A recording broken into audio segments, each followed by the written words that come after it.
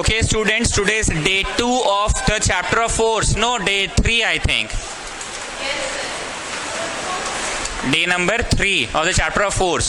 Roman number बताइए तो कौन सा था? रोमन नंबर बताइए ना. रोमन 8 यहाँ पे चल रहा था. रोमन 8 से पहले 7 में शायद फर्स्ट लॉ ऑफ मोशन लिखा हुआ है. 8 में क्या लिखे हैं?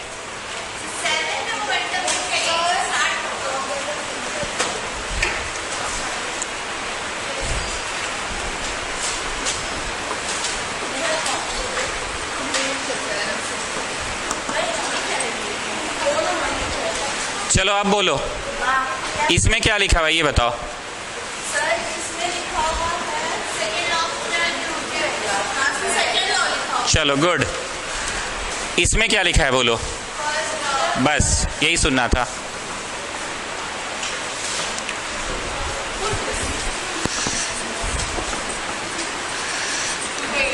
चलिए, now let's recall. Inertia is the ability of a body to maintain its state of rest or of motion. अगर रेस्ट वाला चीज है तो वो चाहेगा कि जिंदगी भर वो रेस्ट में ही रहे. तो 4 में क्या है? हाँ, तो 3 के बाद हम 5 पढ़ाएंगे. ठीक है, 3 के बाद 5 पढ़ाएंगे. What is inertia? It is a body ability of a body to maintain its state of rest और ऑफ मोशन. 3 पढ़ा रहे हैं. 3 अगर कोई रेस्ट में तो चाहेगा कि हम जिंदगी भर रेस्ट में ही रहे, और अगर कोई मोशन में तो चाहेगा कि हम जिंदगी भर मोशन में ही रहे. अब इसमें भी 3 प्रकार के होते हैं. एक होता है इनर्शिया ऑफ रेस्ट, एक होता है इनर्शिया ऑफ डायरेक्शन, एक होता है इनर्शिया ऑफ मोशन. याद आ गया? फिर इसके बाद चौथा नहीं पढ़ाएंगे, 5वां पढ़ाएंगे. न्यूटन का फर्स्ट लॉ क्या कहता है? न्यूटन का फर्स्ट लॉ कहता है a body at rest will remain at rest and a body in motion will remain in motion until or unless acted upon by some external unbalance force. बहुत लंबा चौड़ा sentence बोल देते हैं क्या हम? नहीं ना. Okay, so what is Newton's first law of motion? According to Newton's first law of motion, a body at rest will remain at rest and a body in motion will remain in motion until or unless acted upon by some external unbalance force. इसमें कोई maths का formula नहीं है. इसमें sentence अलग है और formula अलग है. फॉर्मूला है फामा. याद आ गया? फामा. और सेंटेंस क्या है? Force is directly proportional to rate of change of momentum. MOMEN लिख रहे, जगह नहीं है. तो रेट का मतलब क्या? डिवाइडेड बाय टाइम होगा ना. Rate means what? कोई भी चीज को टाइम. अब यहाँ पे P2 माइनस P1 ऐसा क्यों लिख रहे हैं? ऐसा सर इसलिए लिखते हैं ना क्योंकि अलग से इनिशियल मोमेंटम के लिए कैपिटल P और फाइनल मोमेंटम के लिए स्मॉल p, ऐसा तो कोई अल्फाबेट नहीं है. हाँ, उस चैप्टर में अलग अलग अल्फाबेट था. इनिशियल के लिए था U और फाइनल के लिए था V. पर इस चैप्टर में तो ऐसा कोई अल्फाबेट नहीं है. तो काम कैसे चलाए? तो काम चला रहे हैं हम लोग. क्या लिख कर काम चला ले रहे हैं हम लोग? P1 और P2 लिखकर काम चला ले रहे हैं. क्या लिखकर काम चला ले रहे हैं? P1 और P2 लिखकर काम चला ले रहे हैं. आई रिपीट, P1 और P2 लिखकर काम चला ले रहे हैं, अदरवाइज कुछ है नहीं. अब P के जगह इसमें MV लिख रहे हैं, इसमें MU लिख रहे हैं. ऐसा क्यों? एक में MV एक में MU, ऐसा क्यों? क्योंकि ये इनिशियल वाला, ये फाइनल वाला. लेकिन M1 और M2 क्यों नहीं है? हम उसी दिन बोले थे कि आप 4:30 बजे आए हैं, 60 किलो के हैं, और क्लास खत्म होते होते आप 75 किलो के हो जाएंगे. ऐसा होगा कि किसी एक्सपेरिमेंट के दौरान 10-15 मिनट का एक्सपेरिमेंट में थोड़ी वजन बदल जाएगा. आदमी का वजन बदल जाएगा क्या? तो इसीलिए मास के लिए M1 M2 का प्रयोग कर रहे कि M लेके ही पूरा एक्सपेरिमेंट हो गया. लेकिन 10-15 मिनट में कोई चीज का रफ्तार तो बदल ही जाएगा ना. तो फाइनली कॉमन तुमने M निकाला. अब हम इसको नेहल जान से पूछे थे, इसको आप किस नजर से देख रहे हैं? याद आ रहा है? Change in velocity by time taken के नजर से. Change in velocity by time taken के नजर से. तो इसी को ये कहते हैं. तो एग्जाम में लिखना फामा और परिभाषा ही है. लेकिन इसमें कोई इक्वेशन नहीं है, बस परिभाषा ही है. कोई हम फॉर्मूला पढ़ाए थे क्या फर्स्ट लॉ में? नहीं. लेकिन सेकेंड लॉ में फॉर्मूला फामा. और definition, force is directly proportional to rate of change of momentum. तो ये पढ़ाने के लिए हमको थोड़ा सा पढ़ाते पढ़ाते उछल कर यहाँ आना पड़ा था. मोमेंटम क्या होता है? The net effect of mass and velocity. पता नहीं आप लोग लिखे थे कि नहीं, लाइन ड्रॉ करवाए थे. और एक ना 100 ग्राम का था पत्थर. अच्छा, 10 ग्राम का था पत्थर. और कितना का ताकत से मारे थे? 100 मीटर पर सेकंड की रफ्तार से मारे थे. और उधर वाला पत्थर कितना का था? 100 ग्राम का था और मारे थे कितना का रफ्तार से? 2 मीटर का रफ्तार से। कुछ आप गलत बोल रहे हैं हमको लग रहा है। अच्छा हाँ, भारी है पत्थर फिर भी चोट ज्यादा नहीं लगेगा। भारी है पत्थर 100 ग्राम का है फिर भी चोट ज्यादा क्यों नहीं लगा? वेलोसिटी तो कम है। और यहाँ हल्का है पत्थर बस 10 ग्राम का है फिर भी चोट क्यों ज्यादा लगा? तो is it just the mass or is it the velocity also? Velocity also. अब हम फर्स्ट लॉ को पढ़ाते समय क्या क्या समझाए थे? 3 तरह का चीज। चलती हुई गाड़ी में अचानक ब्रेक लगता है तो वो है due to inertia of motion. रुकी हुई बस में तुमको झटका लगता है, that is because of inertia of rest. और गाड़ी राइट टर्न लेता है तो तुम लेफ्ट मूव करते हो, लेफ्ट टर्न लेता है तो राइट मूव करते हो, that is because of inertia of direction. फिर हम इनर्शिया ही पढ़ाते समय बोले थे कि एक यहाँ पे बड़ा सा पत्थर रखा हुआ है और उसी साइज का फुटबॉल रखा हुआ है। तुम लात मारे फुटबॉल उड़ गया लेकिन पत्थर नहीं उड़ा। ऐसा क्यों? Mass is a measure of inertia. पत्थर का मास ज्यादा इसलिए उसमें इनर्शिया ऑफ रेस्ट ज्यादा रही पगली। पत्थर का मास ज्यादा इसलिए उसमें इनर्शिया ऑफ रेस्ट ज्यादा। एक थर्मोकोल से बना हुआ ट्रक चलकर आ रहा है और कृतिका उसको रोक रही थी, और वही साइज का असली ट्रक चल के आ रहा है, कृतिका उसको भी रोक रही थी। किसको रोक पाई? चल के दोनों ही आ रहा था सेम रफ्तार से, थर्मोकोल वाला। Mass is a measure of inertia. जिसका मास कम उसमें इनर्शिया ऑफ मोशन रे पगली। पत्थर वाला में रेस्ट और उसमें इनर्शिया ऑफ मोशन कम इसलिए आप रोक दिए। इतना ही दूर तक पढ़ाए थे। अब हो गया कि हाँ सर आपका प्लेसमेंट भी सही है, ऐसे ही इसे लिखा हुआ भी था उस दिन। ये पढ़ाते पढ़ाते अब उछल कर उधर चले गए थे। अब रिकॉल हो गया। अब आज का पढ़ाई कंटिन्यू होगा रोमन 7 जो लिखा हुआ है वहीं से, ठीक है? रोमन 7 में सब लोग आओ। अच्छा कृति है तो हम आपको कृतिका तो शुरू से ही बोलते आए हैं, आप हमेशा रेस्पॉन्ड करते हैं।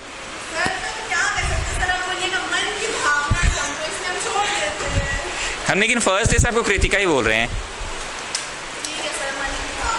कहीं बाहर घूमने गए थे क्या आप लोग आज? टीका लगाए हुए हैं?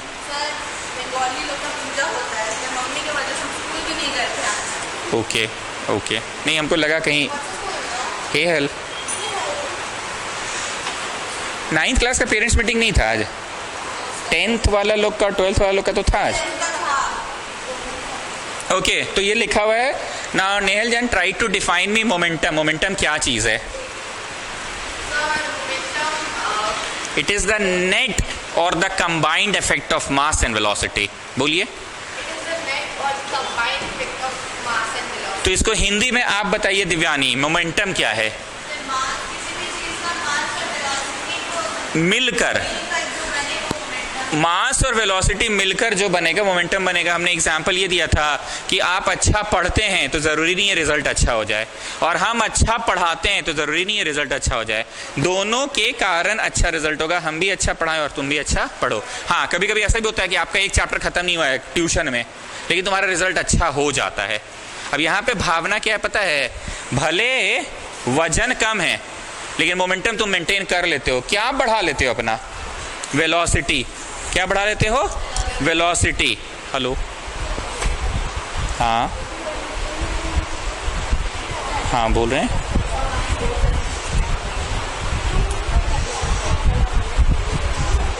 इलेवेंथ का तो अब एडमिशन नहीं ले रहे ना, बैच फुल हो गया है। हाँ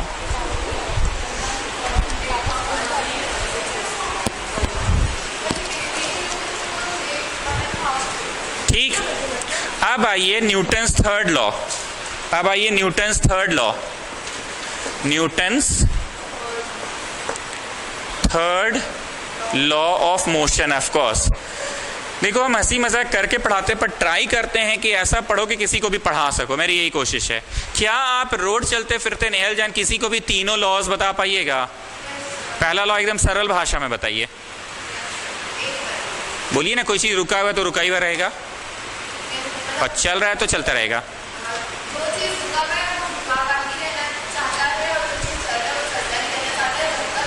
बाहर का कोई फोर्स नहीं लगे का कोशिश ना करिए। ये फर्स्ट लॉ सरल भाषा में याद रहेगा तो इंग्लिश में तो तुम रट के एग्जाम तो दोगे, एग्जाम के एक रात पहले तो लर्न ही करोगे। सेकेंड लॉ क्या है बताइए? नहीं दैट इज मोमेंटम, वो नहीं। Force is directly proportional to rate of change of momentum. Force is directly proportional to rate of change of momentum. अब आपको ये समझ तो आया नहीं, दिक्कत हुआ ना हिंदी में जब पूछ लिए तो इसको हिंदी में समझो। Force is proportional to rate of change of momentum. हम आपको 10 बार एक चीज समझाए थे कि नीचे वाला छोटा फाइनल आंसर, मतलब एक डेयरी मिल्क को अगर 2 बच्चों में बांटोगे तो ज्यादा मिलेगा दोनों बच्चों को, लेकिन वही डेयरी मिल्क अगर 4 बच्चों में बढ़ जाए तो थोड़ा कम मिलेगा। 8 बच्चों में बढ़ जाए तो और कम। हम 16 भाग में बांटे, हम 32 भाग में बांटे, सबको बहुत कम। अब जरा ध्यान से समझना यहाँ पे क्या मतलब है। अब तुम हिंदी में बोलने लायक हो जाओगे। अगर समय ज्यादा ले लिए, ज्यादा, तो फोर्स कम लगेगा। इनवर्सली प्रोपोर्शनल ना 1/, है ना, 1/, में ना है टाइम। समय कम ले लिए तो फोर्स। अब हम इसको एक एग्जाम्पल के थ्रू भी समझाते हैं। जब, पता नहीं आप लोग तो गर्ल्स बैच क्रिकेट देखते भी है कि नहीं, पर जब वो कैच करता है तो बस ऐसे नहीं करता है, ऐसे करता है। ये देखा है आपने? वो ऐसा क्यों करता है? ध्यान से सुनना। अगर वो यहां भी रोके तो बॉल को रुकना ही है, और अगर ऐसे करके रोके तो भी बॉल को रुकना ही है। ध्यान से सुनना। एक क्रिकेटर क्या करता है, बॉल को ऐसे करेगा तो भी बॉल को रोकने की ही कोशिश करता है, और ऐसे करता है तो भी रोकने की ही कोशिश करता है। मतलब अगर कोई चीज 60 मीटर पर सेकंड की रफ्तार से उसके हाथ को आके टच किया तो वो उसको चाहता है रोक देना। Final, this is initial, this is final, this is initial, this is final, P2 final, P1 initial. तो वो यहां पे मारा बॉल उसको 60 से, वो खींच कर बहुत टाइम लिया 0 पे लाने के लिए। और फर्स्ट क्रिकेटर क्या किया, 60 से बॉल लगा, पट से यहीं रोक दिया। बहुत टाइम नहीं लिया, पट से यहीं रोक दिया। दोनों ही क्रिकेटर्स वही काम कर रहे हैं। 60 का रफ्तार से बॉल उसका हाथ में मारता है, पर वो 5-6 सेकेंड्स ले लेता है शून्य पे, शून्य की रफ्तार बॉल की आ जाए इसके लिए। पर पहला वाला क्रिकेटर पट से तुरंत रोक दिया। मतलब एक क्रिकेटर ज्यादा समय लेता है वही डिफरेंस क्रिएट करने में। कहां से कहां? 60 का रफ्तार से बॉल आया और 0 का रफ्तार में रोकना है। 60 का रफ्तार से बॉल आया, 0 पे ला देना है, 0 पे, और एक, दोनों में डिफरेंस करना तो वही है, पर एक समय ज्यादा लेता है। और जो इंसान, जो क्रिकेटर समय ज्यादा लेगा उसको फोर्स कम लगेगा, चोट कम लगेगा। नहीं समझ पा रहे हैं? 60 से 0, नंदिनी नहीं समझ में आया? 60 से 0 यहीं पे किया, और वो क्या किया, पीछे ले गया 60 से 0। दोनों तो वही 60 से वही 0 ले जा रहा है। P1 दोनों ही क्रिकेटर्स के लिए सेम है, initial momentum, and P2 final momentum 0 पे लाना है। पर एक नीचे वाला को क्या कर दिया, बड़ा। नहीं बोलते थे नीचे वाला बड़ा, फाइनल आंसर छोटा, नीचे वाला छोटा, फाइनल आंसर। ये तो 10 बार समझाएं। अब आ जाओ नेक्स्ट एग्जाम्पल। ओलंपिक्स वगैरह में, वैसे आप लोग ओलंपिक भी नहीं देखते हैं, स्कूल में जरूर देखेंगे, दौड़ कर आता है, ऐसे रॉड लगा रहता है, उसको कूद के उधर जाना होता है, हाई जंप। आप लोग का स्पोर्ट्स डे होता है? बाप रे, कैसे बोल रहे हैं आप लोग, कूदे हुए भी है। हाई जंप कैसे नहीं, स्पोर्ट्स डे में होता है हाई जंप, लॉन्ग जंप। अरे स्पोर्ट्स डे के नाम पे तो सबसे अच्छा बंक मारने का उपाय होता है। तुम लोग तो 6 में थे तब हुआ था स्पोर्ट्स डे, 7-8 में नहीं हुआ।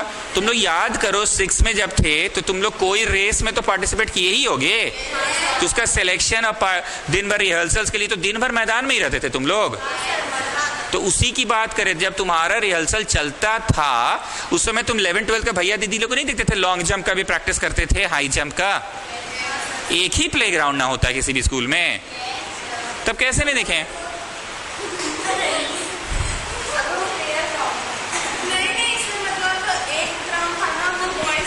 किसी भी स्कूल के स्पोर्ट्स डे में 2-4 इवेंट कॉमन है। बच्चा लोग का स्पून और नीडल रेस सब स्कूल में होता है ना। सैक रेस, कितना भी अच्छा इंग्लिश मीडियम हो लेकिन सैक रेस होता ही है ना।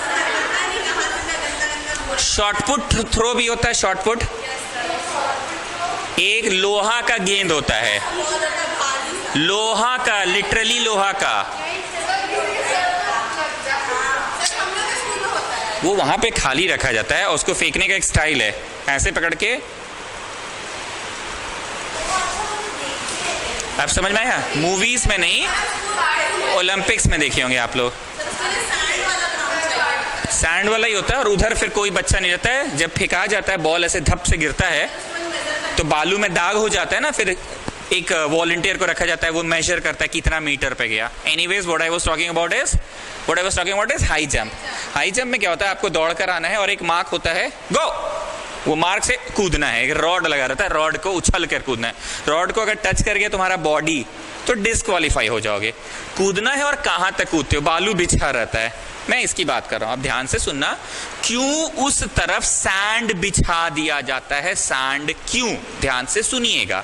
अगर ये स्पोर्ट्समैन डायरेक्ट जमीन पे गिरेगा, इधर देखो ऐसे करके, ऐसे एकदम धप से गिर गया, अगर वो डायरेक्ट जमीन पे गिरा तो वो तुरंत के तुरंत इमीडिएटली रेस्ट पे आ गया। अगर वो धप से गिरा, अभी हम गिर के यहां दिखाए ना, धप से गिरा, एक बार में ऐसे करके धप से गिरा, इमीडिएटली रेस्ट पे आ गया।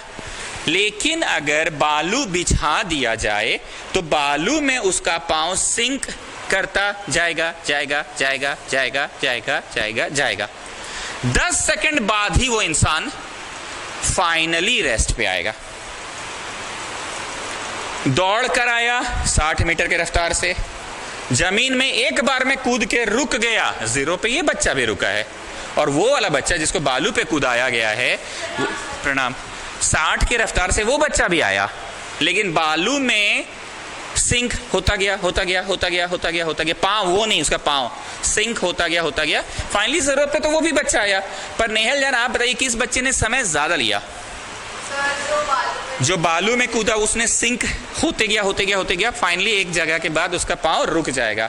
टाइम उस बच्चे ने ज्यादा लिया, टाइम ज्यादा लिया, फोर्स टाइम, फोर्स कम, टाइम फोर्स, एक बार में धप से, टाइम कम, फोर्स कम। बालू में ओके, हम लोग के स्कूलों में तो बालू में ही होता है काम, लेकिन असली में प्लेयर्स लोगों को बालू में नहीं कूदाया जाता है, वहां गद्दे लगे रहते हैं, कुशन वाले गद्दे, उनको कुशन वाले गद्दों पे कूदाया जाता है। तो जब वो गद्दे पे कूदते हैं ना, तो देखना, और ऊपर नीचे होते हैं ना, फाइनली क्या लगता है, ये अगर 20 सेकंड लिया तो पहला इंसान तो जब धप से गिरा वो तो तुरंत, तो जो गद्दा पे ऐसे टाइम ले रहा है ना, तो समय क्या कर रहा है, फोर्स क्या हो जा रहा है, क्लियर है? नेक्स्ट, कोकोनट को, नारियल को जब हम लोग पूजा पाठ करने जाते हैं तो एक बार में फोड़ते हैं ऐसे, बोल बम, एक बार में फोड़ते हैं। क्यों बोला जाता है कि just try to break the coconut in one blow? Very good, बोल बम, उल्टा बोल रहे, बोलिए, टाइम कम करने के लिए उसको बोला जाता है, तो फोर्स बढ़ जाएगा। What I mean by this line, बोल बम, व्हाट आई मीन टू से, टाइम कम, जितना जल्दी कर सकते हो इमीडिएट करो। अगर कोई इंसान थक नहीं फूटेगा, टाइम बढ़ाया तो फोर्स कम हो गया, फूटेगा नहीं नारियल। हम बकबक नहीं कर रहे, सब आपके किताब के एग्जाम्पल्स दे रहा हूं मैं। नेक्स्ट, शीशे के जितने भी आर्टिकल्स होते हैं, शीशे के आर्टिकल्स, हम लोगों ने नया टीवी खरीदा, एग्जाम्पल बोल रहे हैं, एग्जाम्पल, ठीक, एग्जाम्पल बोले, पहले ही बोल दिया एग्जाम्पल है। तो ये जो टीवी आता है जब, तो किसी रिक्शा या ठेला में ही आता है। अब रिक्शा और ठेला में जब ये टीवी बस ऐसे ही बिछा कर रख के लाएगा, तो रिक्शा सड़कों पे जर्क महसूस करेगा, और वो जर्क पहियों से ट्रैवल होते होते रिक्शा और ठेला के मेन बॉडी पे या ऑटो में आ रहा है, टेम्पो में आ रहा है, जर्क तो पहुंचेगा ही। शीशे को जर्क मिलेगा तो क्रैक कर जाएगा तुम्हारे घर आते आते तक। तो फिर क्या सोचा दुकानदारों ने कि इस टीवी को एक तो थैला में डाल के दे देते हैं। एग्जाम्पल को समझना, बड़ा सा थैला कपड़ा का डाल के दे दिए, फिर वही ठेला टेम्पो ऑटो में ला दे, पर रोड में अनइवन सड़क है, करेला जैसा सड़क है, अनइवन सड़क, उबड़ खाबड़ है, जर्क, पहिया से गाड़ी का बॉडी, और बॉडी से ट्रैवल करके शीशा तक आ गया, क्रैक कर गया टीवी। फिर कंपनी वालों ने सोचा कि टीवी को जब डालेंगे ना तो पहले चारों ओर कोई सॉफ्ट मटेरियल से लपेट देंगे, जो आगे चल के क्या कहलाया? थर्मोकॉल कहलाया। कोई भी देखना नया सामान आने लगा, पहली बार ऐसा आविष्कार नहीं हुआ होगा, वो आविष्कार होते होते होते होते आविष्कार हुआ कि कोई सॉफ्ट चीज से लपेट देंगे, उसको थर्मोकॉल कहते हैं। हम इतना घुमा फिरा के इसलिए बोले तक तुमको समझ में आ गया साइंस कैसे नीड को समझा। थर्मोकॉल से लपेट देंगे। बबल रैप भी वही होता है जो नहीं पट पट फोड़ते हैं हम लोग, बड़ा मजा आता है ना? फोड़े हैं कभी आप लोग पट पट? तो उसमें भी एयर है, जर्क नहीं आने देगा, लपेट दिया। लपेटने के बाद कभी भी देखना कोई कॉन्क्रीट बॉडी में वो डल के नहीं आता, कार्टन में ही डल के आता है। जमाना इतना एडवांस हो गया पर आज तक कार्टन में ही टीवी आता है, सॉफ्ट बाउंड चीजों में लपेट दिया गया। अब जब उस कार्टन को टेम्पो में, टीवी को कार्टन में डाल के टेम्पो में, रिक्शा में, ठेला में रखा गया, जर्क अभी भी आया, ध्यान से सुनना, जर्क अभी भी आया, बहुत ध्यान से सुनना। ये है मान लो मेरा टेम्पो, दिस फ्लैट वन। अगर हम इस पे इस टेलीविजन को लाते थे, इस टेलीविजन को, ये है मेरा टीवी, ठीक है, यहां रख कर लाते थे तो ये गाड़ी ऐसे ऐसे हिलता था, देखो हिल रहा है। अदिति को भरोसा नहीं है, झांक के देख रही है, मतलब एकदम भी भरोसा नहीं है आपको ना। एक मिनट, लेट मी कंप्लीट। तो जर्क, गाड़ी तो ऐसे ही चलेगा ना रोड पे, जर्क आएगा, वैसे ही गिरा नहीं क्योंकि थोड़ा सा चौड़ा है इसलिए गिरा नहीं।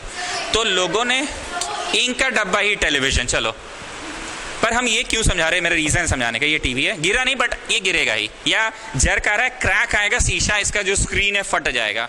तो अब क्या बोला, इसको हम लोग एक सॉफ्ट मटेरियल से इधर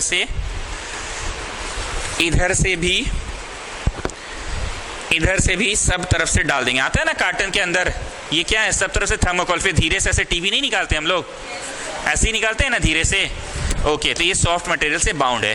अब क्या हुआ, ध्यान से समझना, गाड़ी के बॉडी पे जर्क आया कि पहियों की मदद से यहां तक पहुंचा, पहियों की मदद से बॉडी पे आया। अब वो जर्क इससे ट्रैवल करेगा, पर ये हॉलो चीज है, हॉलो, हवा ज्यादा भरा हुआ है, थर्मोकॉल हॉलो होता है।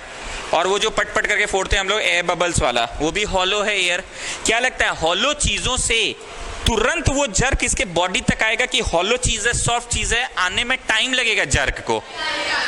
जब तक वो जर्क यहां तक पहुंचेगा, जर्क का इंपैक्ट कम हो जाएगा, जर्क का इंपैक्ट कम। आप बोलोगे इंपैक्ट का क्या अर्थ है? मैं यहां से बोलता हूं चिल्ला चिल्ला के, मेरा बोलने का ज्यादा इंपैक्ट फर्स्ट बेंच वाली लड़की को पड़ेगा कि लास्ट बेंच वाली लड़की को? मैं ताकत उसी इंटेंसिटी का लगाता हूं, 100 जूल का, लेकिन उसको लगता भी होगा कि हम 100 जूल से बोलते हैं, उसको तो लगता है सर बड़ा धीमा बोलते हैं, क्योंकि वहां तक जाते जाते डिसिपेट हो जाता है, इधर उधर फैल जाता है। वही बोलना चाह रहे हैं, ट्रक के बॉडी, टेम्पो के बॉडी से इससे ट्रैवल होता हुआ इस तक पहुंचा। तो क्या लगता है, ट्रैवल होने से डिले भी तो हुआ, जर्क के ट्रैवल होने से। एंड क्योंकि ये सॉफ्ट बाउंड चीज है, ये उतना ही कि उसको कम कर देता है, उसको सॉफ्ट है ना, कैरी कर पाएगा उस जर्क को, कि जर्क कम कैरिड अपॉन होता है। तो टीवी का सतह तक, टीवी की बॉडी तक सब तरफ से जर्क पहुंच रहा है कि पहुंच ही नहीं रहा है? बोलो पहुंच तो रहा है, पर उसकी इंपैक्ट कम हो जा रही है। क्यों इंपैक्ट कम हो जा रही है? क्योंकि सॉफ्ट बाउंड चीजों से उसे सराउंड कर दिया जाता है। अब लास्ट एक एग्जांपल, हम लोगों के घर पे जैसे कभी इस तरह का शीशा आता है, ठीक है, कभी भी इस तरह का शीशा आता है। अब शीशा तो नॉर्मल शीशे की दुकान में बस कटिंग करके मिल जाता है, ठेला वाला बस लादता है और ले आता है, वहां कोई थर्मोकॉल का कॉन्सेप्ट नहीं है। तो तुम देखना है, ठेला वाला अपने ठेले में कंबल बिछाता है पहले। अदिति तो ठेला भी नहीं देखी होगी, कंबल तो देखी नहीं होगी। अरे अपर बाजार में ठेला कैसे नहीं देखिए आप?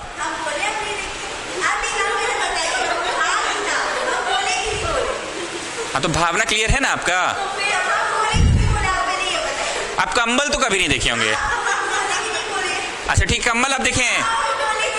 नेहल जाना आप ज्यादा अच्छा से देखे होंगे, ये नहीं देखी होगी। अच्छा ठीक है, नीचे हमेशा, यस देखो लड़की कितनी प्रैक्टिकल है, यही नीचे पड़ा रहता है ठेला हर समय। ट्रेड सेंटर में 10 बार माल चढ़ता है, उतरता है ठेला में ही। ठीक है, इस बार आप नहीं बोले। बट सीरियसली स्पीकिंग, आप यहाँ देखें ना, हर समय ठेला लगा रहता है। वो ठेला में जितना कपड़ा व्यापारी लोग हैं यहाँ पे, सबका माल ठेला में ही आता है। So what I was saying कि वो ठेला वाला उतना पैकेजिंग नहीं करता। सिंपल एक तो शीशा कटवा के, हम लोग के यहाँ भी कोचिंग में बहुत बार हुआ है, शीशा टूट गया है, किसी बच्चा लोग नहीं तोड़ा है। आपका दिमाग में चलने लगा कोई बच्चा तोड़ा था सर?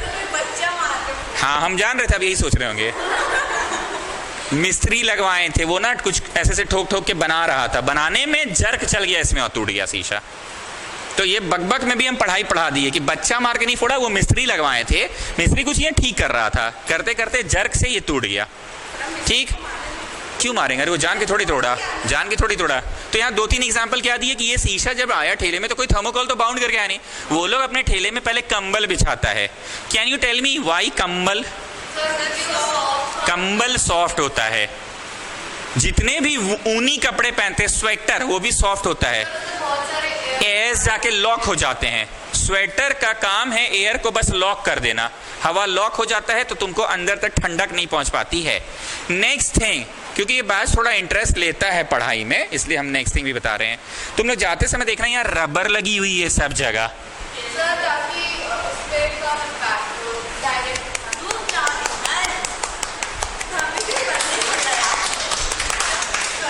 ये शीशा, इस एल्यूमिनियम जहां हम हाथ फेर रहे हैं ना, इस पे डायरेक्ट नहीं रखा हुआ है।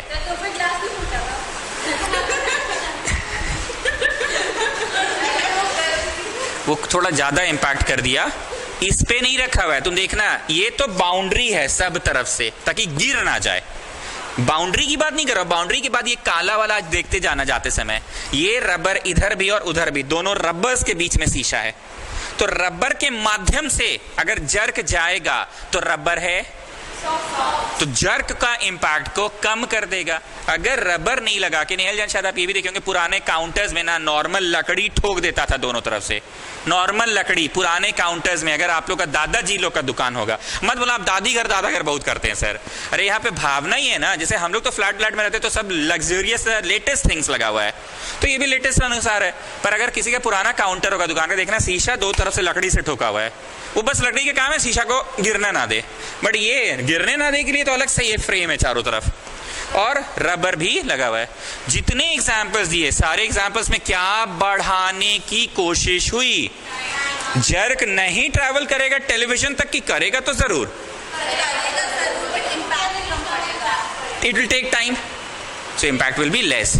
अब हिंदी में बताइए न्यूटन का फर्स्ट लॉ क्या है? अगर कोई चीज रेस्ट में है तो वो रेस्ट में रहेगा, जो मोशन में है वो मोशन में रहेगा जब तक कोई बाहरी शक्ति उस पर एक्ट नहीं करे। सेकंड लॉ क्या है हिंदी में बताइए? नहीं, ऐसे नहीं बोलना है। फोर्स ज्यादा तभी, अच्छा हाँ ठीक है, यूनिवर्सिटी, हाँ ठीक है, बोलिए बोलिए।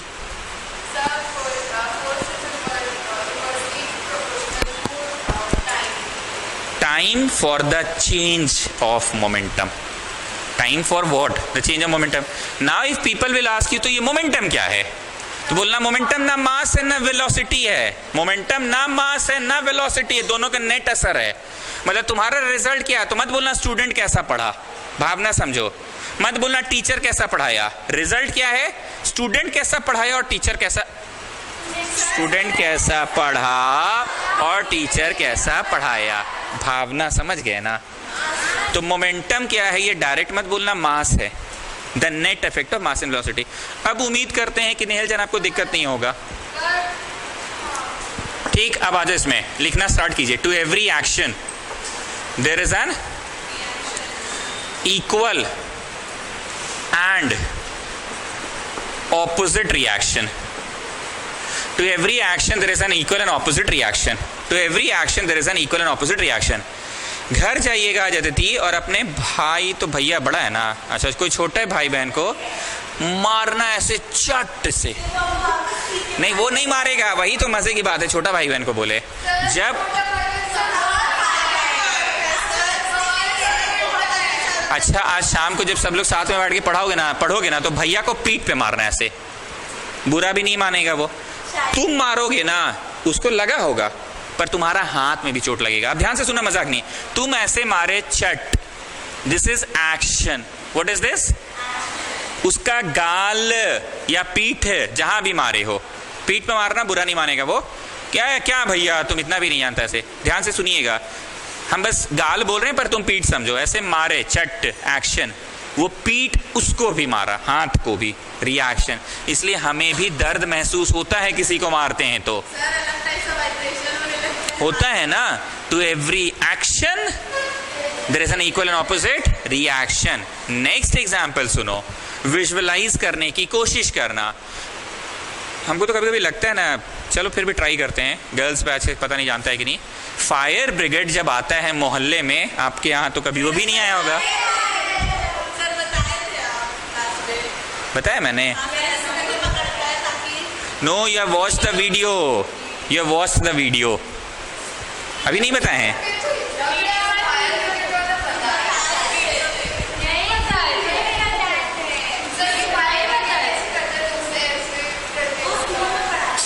हम नहीं बताए। फायर ब्रिगेड वाले जब कहीं आग लग जाता है, अपर बाजार में ना अदिति आग भी लगता है हर साल, आपको तो पता ही नहीं होगा। हर बार अपर बाजार में, तुम लोगों को भी पता है ना, हमेशा आग लगना ही है अपर बाजार में। दुर्गा पूजा पंडाल में भी तो लगा था, यहाँ पे रातू रोड में एक बार लगा था ना, दुर्गा मंदिर में, और यहाँ पे अपर बाजार में भी लगा था। हम लोग का स्टूडेंट ही था वो, सुगम सरावगी। अरे आप ही का मोहल्ला का है? नहीं, अपना दुकान है उसका तो। संकेत सरावगी, सुगम सरावगी, नाम बताते दुकान का। पुष्पांजलि या पुष्पास। साड़ी और चद्दर खरीदता है, उससे हमको क्या मतलब है?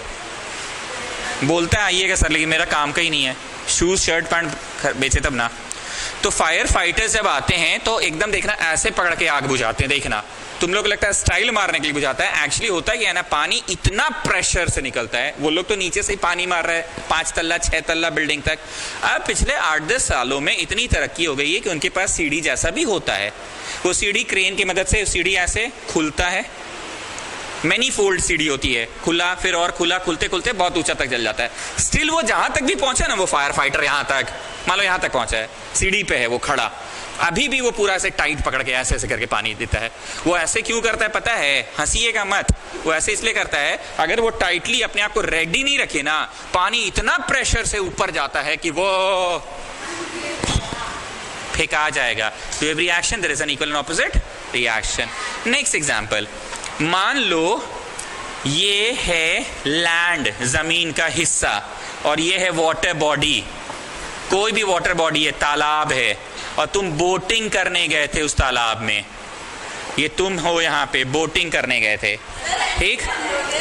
एग्जाम्पल दे रहे हैं, जब हमारा बोट किनारे तक आने लग जाता है तो हम लोग जनरली बॉयज लोग ऐसे उछल कर लैंड में आने की कोशिश करते हैं कि बस अब तो आ ही गया, उछल के पहुंच जाते हैं, ठीक है? ऐसा करिएगा नहीं, बस हम भावना समझा रहे हैं, भावना समझ रहे हैं।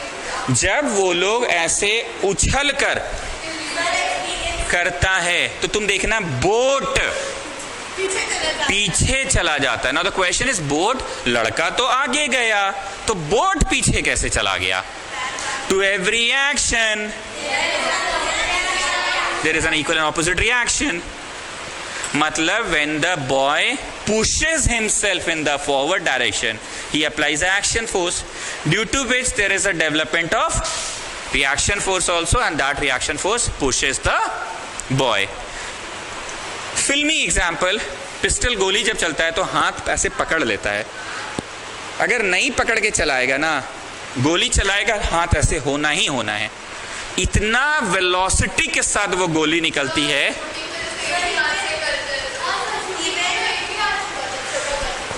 दोनों पकड़ के? अच्छा, राइफल बड़ा होता है, जस्ट विद सिंगल हैंड, बहुत लाइट वेट होता है। और कितने दूर पे होता है उसका वो?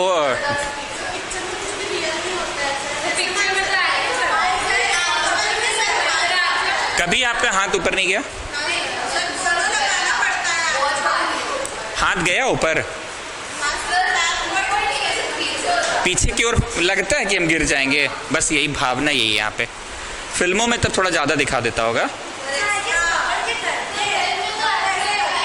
बस डायरेक्ट किए हैं आप लोग, कभी पकड़े नहीं है, कभी पकड़े नहीं है। अच्छा, शूटिंग का रूल है कि आपको सिंगल हैंड से करना है, मतलब दैट इज द चैलेंज कि सिंगल हैंड से करना है। ओके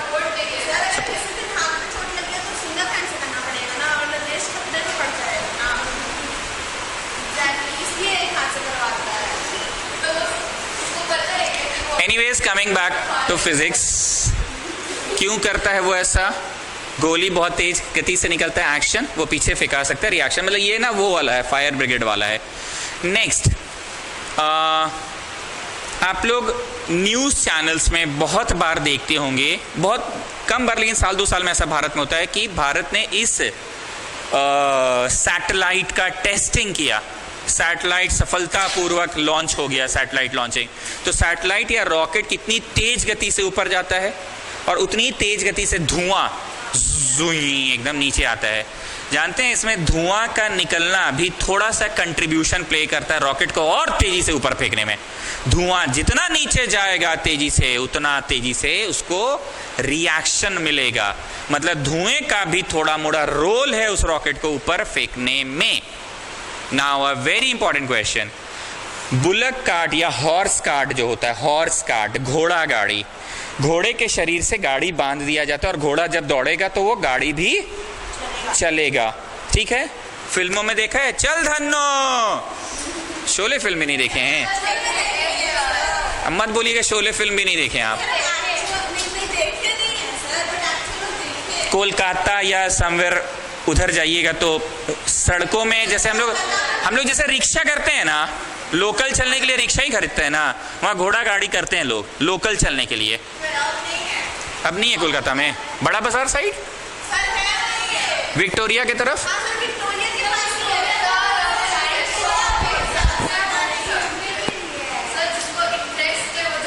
वो टूरिस्ट लोगों को अट्रैक्ट करता है, अब हम लोग के लिए तो देशी हो गए, बट आई थिंक विक्टोरिया में अभी भी चलता है घोड़ा गाड़ी। अब बंद हो गया विक्टोरिया में। आप गए थे पक्का? थोड़ा बहुत हो गया। अब एक्चुअली अब वो बिजनेस नहीं रह गया, टूरिस्ट अट्रैक्शन के हिसाब से रह गया बस। एनीवेज, अब लोकल चलने लगा, कार चलने लगा है। तो बोलना ये चाह रहा है कि घोड़े के शरीर से गाड़ी लगा रहता है, घोड़ा जैसे जैसे चलेगा वो गाड़ी भी उसके साथ साथ चलेगा ना। हियर कम्स अ क्वेश्चन, घोड़े ने गाड़ी को खींचा, गाड़ी ने घोड़े को खींचा, एक्शन इक्वल टू रिएक्शन, तो उसको रुक जाना चाहिए ना। Action is equal to reaction ना। घोड़े ने गाड़ी को खींचा, एक्शन, गाड़ी ने घोड़े को खींचा, रिएक्शन। घोड़े ने गाड़ी को खींच रहा है, एक्शन नहीं लगाया, तो गाड़ी भी घोड़े को क्या कर रहा है? गाड़ी एक मिनट, गोली चलाएं, एक्शन, हाथ पीछे, तुमको कौन धक्का मारा? भूत प्रेत आया था क्या? कौन धक्का मारा? मानते हैं फायर फाइटर्स पानी तो चलो फेंक रहे हैं, पानी ने एक्शन, पीछे कौन मारा? भूत प्रेत। तो घोड़ा जब खींच रहा है गाड़ी को,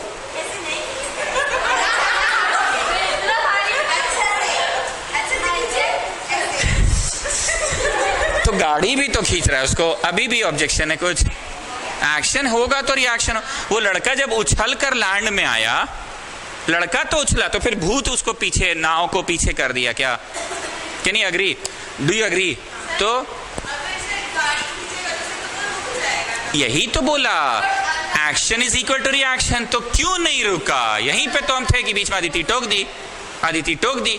हम क्या बोले? घोड़े ने गाड़ी को खींचा, गाड़ी ने घोड़े को खींचा, घोड़े ने गाड़ी को खींचा, गाड़ी ने घोड़े को खींचा, action is equal to reaction हो गया, तो रुक जाना चाहिए था ना। बट जनरली अनबैलेंस फोर्स है, चलो इसने कुछ तो दिमाग लगा कि अनबैलेंस फोर्स होगा, पर साइंस तो यही कहता है कि action is always equal to reaction, तो दोनों तो बैलेंस आउट करता होगा ना एक दूसरे को। तो ऐसा क्यों नहीं होता है कि क्यों नहीं रुकता? रुकना तो चाहिए। लॉजिकली क्या है आंसर कि एक्शन इज इक्वल टू, एक मिनट, action is equal to reaction. Answer क्या है? Action is equal to reaction. तो वही बोलना चाह रहे हैं कि if action is equal to reaction तो रुक जाना चाहिए था ना, क्यों नहीं रुकता है, ये प्रश्न है। अब क्लियर हो गया? क्या बोले? प्रश्न है कि रुकता क्यों नहीं है। Question is clear students? Now listen to me. यहाँ पे एक्चुअली ये सवाल कंफ्यूज करने वाला था। अब इस सवाल को कैसे सुधार के बोलोगे? तुम बोलोगे आंसर हिंदी में सुनो कि हाँ ये सही है कि घोड़ा गाड़ी को खींचा और गाड़ी घोड़े को खींचा और दोनों एक दूसरे को क्या कर दिया? कैंसल आउट कर दिया। दोनों एक दूसरे को क्या कर दिया? कैंसल आउट कर दिया। ये सही है, ऐसे ही बोलोगे yes it is correct. But यहाँ एक चीज और होता है जो हम लोग ध्यान नहीं दिए। वो क्या होता है? सुनो। वो एक चीज होता है कि घोड़ा उसी वक्त जमीन को भी पीछे की ओर पुश कर रहा होता है। घोड़ा उसी वक्त जमीन को भी पीछे पुश कर रहा होता है, अपने टांगों से जमीन को भी पुश कर रहा होता है और जमीन उस घोड़े को आगे की ओर धक्का दे देता है। तो घोड़ा आगे की ओर फेंका जाता है और घोड़ा आगे की ओर फेंकाता है तो घोड़े के शरीर में जो कुछ भी बंधा रहे, काट बंधा रहता है, वो भी मोशन में आ जाता है। फिर से सुनना, बीच में टोकना नहीं। तुमको बोलना है कि yes it is correct, action is equal to reaction, it is very much correct. Action reaction के बराबर होता है और सच में घोड़े ने गाड़ी को खींचा एक्शन, गाड़ी ने घोड़े को खींचा रिएक्शन और दोनों रुक गया, it is correct. But at the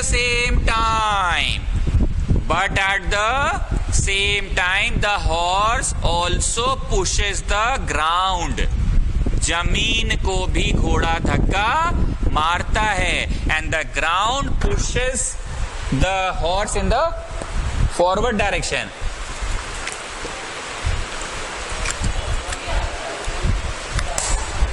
pushes the horse in the forward direction, जिसके कारण घोड़ा आगे फेंका जाता है और जब घोड़ा आगे फेंकाता है तो घोड़े के शरीर में बंधी हुई गाड़ी भी फेंका जाती है। Third law of motion clear हुआ? जितने भी लिखा है, मैं एग्जांपल्स बोल रहा हूं, सब आपके बुक की ही है। और कोकोनट वाला एग्जांपल सबसे ज्यादा एग्जाम ओरिएंटेड है कि why it is advise to break the coconut in one blow. एक बार में क्यों फोड़ने को कहा जाता है? इसका आंसर होगा this is done to reduce the time. When time gets reduce forces increase. Then why high jump athletes are made to fall on a sand bed or on cushioned bed? This is done to increase the time. समय बढ़ेगा तो force घटेगा। Clear है? Okay, ये लिख लिया आपने। अब यहां पे एक बॉक्स बना के लिखना, F21 is minus of F12। इसका मतलब ये हुआ फोर्स, जहां मैथ्स का चीज आता है ना, अदिति का मुंह बनने लग जाता है।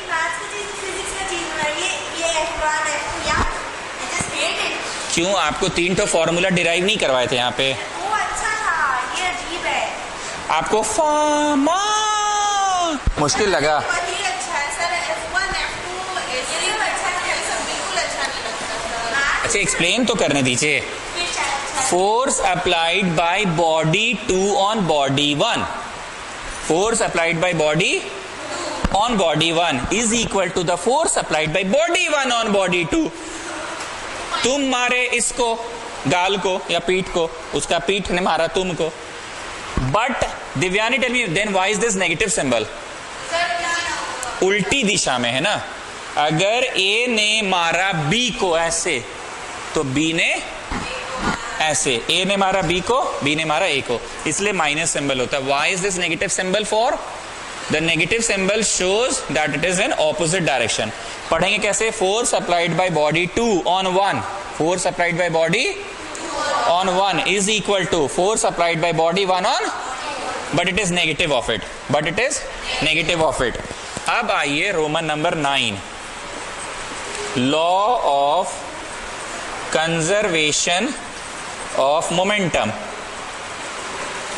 मोमेंटम शब्द सुनते के साथ यहाँ साइड में और सभी बच्चों के दिमाग में क्या आने लगा है? सिर्फ ट्यूशन टीचर की, सिर्फ स्टूडेंट की, दोनों का कंबाइंड असर। सिर्फ ट्यूशन टीचर अच्छा है इसलिए रिजल्ट अच्छा नहीं होगा, सिर्फ स्टूडेंट अच्छा है इसलिए भी अच्छा नहीं होगा, दोनों का कंबाइंड असर। भारी पत्थर से मारे तो चोट लगेगा, बोलो ऐसा नहीं हो सकता है। बहुत जोर से मारे तो चोट लगेगा, ऐसा भी नहीं हो सकता है। दोनों का प्रोडक्ट असर होता है। हल्का भी रहे पत्थर चलेगा, पर वेलोसिटी बहुत ज्यादा रहा, या वेलोसिटी बहुत कम है लेकिन पत्थर खुद ही बहुत भारी है। तो क्या लगता है, मोमेंटम जब भी सुनते हैं आपके दिमाग में यही आता है ना? पक्का ना? श्योर ना? एकदम confirm? Tell me what is law of conservation of energy. बहुत ध्यान से सुनना seriously. Energy can neither be created nor be destroyed, it can only be transferred from one form to other form. ध्यान से सुनना, energy कहीं पे किसी भी लेवल पे पैदा नहीं होता है, एनर्जी कहीं पे किसी भी लेवल पे खत्म भी नहीं होता है। पूरे इस ब्रह्मांड में एनर्जी कहीं से आ रहा है और कहीं पे जा रहा है। सुनना, बीच में एकदम मत टोकना। सनलाइट जो आ रहा है सन के अंदर रिएक्शंस के वजह से आ रहा है, रिएक्शंस के वजह से आ रहा है सनलाइट। सनलाइट के एनर्जी को पकड़ा किसने? प्लांट्स ने। प्लांट्स ने उस एनर्जी को पकड़ा, ट्रैप किया, फोटोसिंथेसिस का प्रोसेस हुआ और फूड बनाया। तो एनर्जी अब कहाँ गया? फूड में। 100 जूल का एनर्जी अब उस फूड में चला गया है, 100 जूल। अब उस जूल एनर्जी को डायरेक्ट जानवर खाया, घास पत्ते, तो अब एनर्जी उस जानवर के अंदर चला गया। उस छोटे जानवर को बड़े जानवर ने खाया, सपोज खरगोश को शेर ने खाया ना। फूड साइकिल पढ़े होंगे आप लोग, फूड साइकिल ही तो बोलते हैं, food web, food chain and food web बोलते हैं। खरगोश को लायन ने खाया, हमारे एग्जाम्पल में भी वही खरगोश और लायन है। उस पौधे को, उस पत्ते को किसने खाया? जानवर ने। तो अब 100 जूल किसके अंदर? खरगोश के अंदर। खरगोश ने खाया, खरगोश को खा लिया लायन ने, किसके अंदर? फाइनली लायन मर गया। तो लायन जब मरा तो डेड बॉडी पे बैक्टीरिया एक्ट किया, उसको डिकम्पोज किया, शरीर गलने लगा, सड़ने लगा, मिट्टी में मिलने लगा। तो कुछ एनर्जी तो वापस सराउंडिंग में डिसिपेट हो गया, कुछ एनर्जी मिट्टी में मिल गया। तो बोलिए पूरा चक्र जो चल रहा है, कहीं पे भी तुम बाहर से एनर्जी किसी के अंदर डाले। नेक्स्ट एग्जांपल सुनो, उस पौधा को अंदर जो 100 जूल एनर्जी आया था तो सनलाइट से आया था, उसका जो भी फल बना, एप्पल बना, उसको इंसान ने खाया। अब यहाँ पे इंसान तो खाते के साथ हमको कोई नहीं खा रहा ना कि हम मर जाएंगे, तो इंसान फिर क्या किया? 100 जूल तो उसके अंदर आ गया। अब इंसान एक एप्पल खा के 100 जूल लिया और उस पौधे का कुछ और प्रोडक्ट है, गेहूं को पिसवाया, आटा बनाया और आटा बना के खाया, 100 जूल और आ गया। उसी का कोई और प्रोडक्ट है पत्ता गोभी को लाया, कुक किया, खाया। मतलब हम 3 तरह के एग्जांपल दिए। एप्पल डायरेक्ट कंज्यूम किया, उसके अंदर 100 जूल आ गया। कोई दूसरा प्रोडक्ट है गेहूं, उसको ले जाके पिसवा के आटा बना के रोटी बना के खाया, लेकिन उसके अंदर पेड़ का ही एनर्जी आ रहा है। और तीसरा मैंने जानबूझ के क्या दिया? पत्ता गोभी, जिसको ला के कुक करके वॉश करके किया। मतलब कहीं ना कहीं तुम कोई भी लेवल में अपना एनर्जी का प्रोडक्शन प्लांट बैठाए हम तो सर। अरे बोलो नहीं, ऐसा कहाँ हुआ? आप प्रोडक्शन प्लांट बैठाए हैं, पत्ता गोभी का आप कुछ कर रहे थे कि कहीं ना कहीं कोई ना कोई ऊपर के लेवल की चीज बस मेरे अंदर आ रही है। इंसान को मान लो 300 जूल एनर्जी होगी, एक डायरेक्ट एप्पल खा के, दूसरा मैंने बोला वीट से क्या करके रोटी बना के, और तीसरा मैंने बोला कैबेज से। मक्कड़ इधर बैठ जाना। तीनों में आया। अब इंसान इस 300 जूल में से 50 जूल एनर्जी खर्च किया ट्रेड सेंटर का सीढ़ी चढ़ने में। ताकत नहीं था तो चढ़ पाता क्या? गिन गिन के भी चढ़ते, आप एनर्जी खर्चा तो कर रहे हैं। 250 जूल अभी भी उसके अंदर बचा हुआ है। तुम यहां बैठे हुए भी हो ना, एनर्जी नहीं रहेगा ना, गिर जाओगे। तो फिर 250, अच्छा ये गिरती रहती है। 250 में 50 चला गया, अब कितना बचा? 200 जूल। अब यहां जब आए तुम 10 बार इस कमरा से उस कमरा, उस कमरा से इस कमरा गए, 50 जूल और बचा 150 जूल। अब इस 150 जूल एनर्जी में से लौटते समय तुमको कोई दोस्त मिल गई, साइकिल लेकर आई थी, तो तुम बोली कि बैठ हम चलाकर ले चलेंगे तेरे को। तुम साइकिलिंग कर रहे हो, थाइस पे जोर पड़ रहा है, थक जाता है पांव, एनर्जी खर्चा हो रहा है। वो एनर्जी कहां जा रहा है? साइकिल में। साइकिल को मोशन में लाने के लिए तुम्हारा मस्कुलर एनर्जी काइनेटिक एनर्जी में कन्वर्ट हो रहा है। और साइकिल का एनर्जी कहां जा रहा है? पहिए रगड़ घस हो रहे हैं, रगड़ घस होके फाइनली पहिया गर्म भी होता है, हीट, इट गेट्स हीटेड। और बोले कि गुरुदेव हम समझ गए आप बोलना क्या चाह रहे हैं, कि आपको कोई शेर नहीं खाया लेकिन आपका एनर्जी भी कहीं ना कहीं यूज हो रहा है और फाइनली वो नेचर में चल जा रहा है। आप लोग सिर्फ दो बात बताइए, सहमत हैं कि कहीं पे किसी भी स्टेज में, इंसान है या खरगोश है या शेर है, किसी भी इंसान वाले में भी स्टेज में साइकिल चलाया इंसान, पांव दुखा, पहिया रगड़ घस हुआ, पहिया गर्म हो गया, मेरे को सिर्फ ये बताओ किसी भी स्टेज में क्या एनर्जी का तुम प्रोडक्शन कर रहे हो? साइकिल से एनर्जी प्रोड्यूस हो रहा था। जैसे कुछ लोग बोलते हैं ना, सड़ा हुआ गेहूं से, चावल से इंडिया गाड़ी चलाने का ऐसा सोच रहा है, ऐसा कुछ प्रोजेक्ट आने वाला हम यूट्यूब पे देखे, तो क्या लगता है एनर्जी पैदा हो रहा है कि वो सड़ा गला चावल से भी कुछ फ्यूल तैयार कर रहा है, वो फ्यूल को जला के ही गाड़ी चलाएगा। पोटेंशियल एनर्जी बोलते हैं, yes, renewable non renewable source of energy. Twesha जान इतना बोलिए तब हम आगे बढ़ेंगे। कहीं पे भी किसी भी स्टेज में एनर्जी का प्रोडक्शन होता है कि कहीं से आ रहा है और कहीं से जा रहा है, वो मान रहे हैं इस बात को सब लोग ना? क्या आप यहां जो चढ़े 50 जूल एनर्जी डिस्ट्रॉय कर दिए? नहीं किए डिस्ट्रॉय, वो एनर्जी मसल्स में कन्वर्ट हुआ, तभी आप सीढ़ी पे सीढ़ी, सीढ़ी पे सीढ़ी चढ़ पाए। आपका मसल्स उसको, energy is utilise to do work. तुमने वर्क करवा दिया ना। तुम हाइट कैसे इतना ऊपर तक चढ़ के आए सीढ़ी? You have done some useful work. एक चीज याद रख लेना, energy always gets converted to work. और बोले कि गुरुदेव समझ गए आप बोलना क्या चाह रहे हैं। Bhavna clear? Let's come back. What is law of conservation of momentum? Guess करो। What is law of conservation of momentum? Guess करो। सर आप चीटिंग करते हैं, law of conservation of energy पढ़ाते हैं, आप पूछते मोमेंटम है। हाँ तो बोलो। हम आपको हिंट दिए ना, law of conservation of energy. Energy can neither be nor be, it can only be transferred from one form to another. तो गेस करो ना ये क्या होता होगा।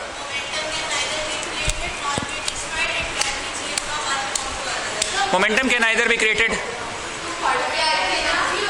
अरे नहीं रे पगली, तो हम भावना दे रहे थे बच्चा लोग को। ये पढ़ाने से पहले अगर हम वो पढ़ा देंगे तो बच्चा खुद समझदार है।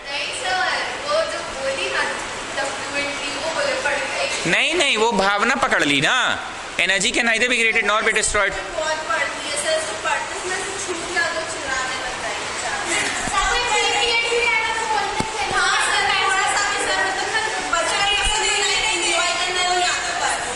अच्छा ठीक है, वो उसका हैबिट है, but she is not like, वो एक नहीं होता है बहुत बोका टाइप का बच्चा, बस पढ़ो पढ़ो पढ़ो, वो वैसा नहीं है। ठीक है, स्मार्टनेस भी है,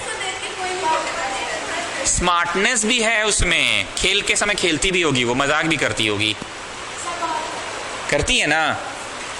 एक नहीं होता क्लास में जो सबसे एकदम बोका टाइप का स्टूडेंट, दिन भर बस पढ़ रहा है, वैसे थोड़ी है वो। अच्छा हम कहाँ थे? Energy can neither be created nor be destroyed, it can only be transferred from one form to another form. तो भावना समझ गई, एग्जाम में लिखेगी थोड़ी, वो तो क्या लिखेगी? Momentum can neither be created nor be destroyed, it can only be transferred from one form to another form. समझ गए? अब इसमें थोड़ा और जोड़ना होगा। जब एक बॉडी दूसरे बॉडी को जाकर मारता है तो इस बॉडी का मोमेंटम घटता है, उसका मोमेंटम। अगर इसका m और v को इनटू किए 500 आया, कितना आया? और उसका मान लो m और v को इनटू किए थे तो 400 आया था। बहुत ध्यान से सुनना, ये जब इसको धक्का मारा तो अपना 50 ग्राम मीटर पर सेकेंड उस पर ट्रांसफर कर दिया, तो इसमें 50 बढ़ गया और इसमें 50 450, 450 450 अभी भी कितना है? 900 ही है। शुरू में 500 और 400 कितना था? 900 ही था। इसने अब किसी थर्ड बॉडी को धक्का मारा, उसका कितना था ये भी समझ लो पहले। उसका था 5 × 10 50। तो बताओ 500 400 और 50 कितना हुआ? 950 हुआ ना। कितना हुआ? 950। इसने 50 कम किया, उसको दे दिया, तो इसका क्या हो गया? बढ़ गया। अब ये अपना 50 100 हो गया, तो ये 50 घट गया। 450 और 400 कितना हुआ? 850 प्लस 100 इज हाउ मच? 950। बोलिए 950 ही रह गया। अब कुछ जाग रहा है भावना, हम क्या बोल रहे हैं? हम पहले 2 ऑब्जेक्ट्स पे पढ़ाएं, बच्चे समझने लगे तो मैं 3 ऑब्जेक्ट पढ़ा दिया। कैसे? हमने बोला कि पेड़ वाला खरगोश में, खरगोश वाला लायन में। फिर हम थोड़ा और लंबा किए, पेड़ वाला गेहूं में, गेहूं से आटा, आटा से फिर तुम्हारे अंदर। बनाए आप लोग? बना? कुछ भी स्पार्क पैदा हुआ अंदर? लिटिल बिट भी कि नहीं? अब एक काम और करेंगे आप लोग, आने वाले दिनों में इतना वीडियोस का यहाँ डिमांड नहीं रहेगा। 11th जैसे ही यहाँ मेरे यहाँ सेटल हो जाएगा, डिमांड कम हो जाएगा। आप लोग बनाइएगा, अटकेगा, बोलिए ए पगली कैसे हो रहा है, तो ये कुछ तो मदद कर देगी। दोनों मदद नहीं कर पाएंगे, फट से जाके वीडियो में बैठ जाओगे, वो पर्टिकुलर जगह क्लिक करोगे तो मेरी क्लास की एक्सप्लेनेशन आपको याद आएगी। You can do it, I am telling you, you can do it, you have the potential to do. जो बात है वो क्लियर है, फर्स्ट डे से ही हम आप पे दिमाग लगा रहे हैं, तो थोड़ा दिन की बस ये बात है। ये 11th का या आपसे हम ट्राई करेंगे कि 4:30 वाला स्लॉट, एक स्लॉट खाली रहे, इधर वाला खाली रहे, क्योंकि इसमें 2 लड़की बैठेगी। वीडियो डिपेंडेंट मत हो जाओ, तुम उधर बनाओ। अटको की चल बहन एक बार चलते हैं, कान का तो 2 ठो है ही वहाँ पे, तू बैठ, जल्दी बैठ सुन ले। 1 घंटे के लिए हम आपको उतना फ्रीडम दे सकते हैं, but you can do it. और ये हमको विश्वास है, जिस बच्चे पे भी हम दिमाग लगाए ना, आज तक कभी भी मेरा असफलता हासिल नहीं हुई है, बच्चा कर लिया है। चैलेंज होता है इंटरेस्ट पैदा करना, जो कि आपके अंदर है। आई could see this in the class. Interest पैदा कर दो ना बच्चे का, तो half the task is done, half the task is done. आज जब बनाए थोड़ा मोड़ा अटके, जैसे भी किए, कुछ तो किए यार। Something is better than nothing.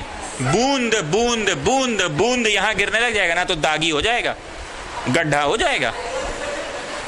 कुआं से रस्सी से पानी खींचो, रस्सी रगड़ा के तो रस्सी टूटेगा तो जमीन में गंदगी दागी बना देगा।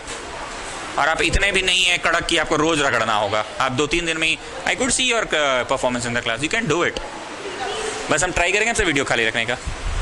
ओके, तो हमने जानबूझ के 2 बॉडी वाला समझाया, 2 समझ गए तो 3 समझ में आ गया। तो एक बार फाइनली फिर से बोलो, what is law of conservation of momentum?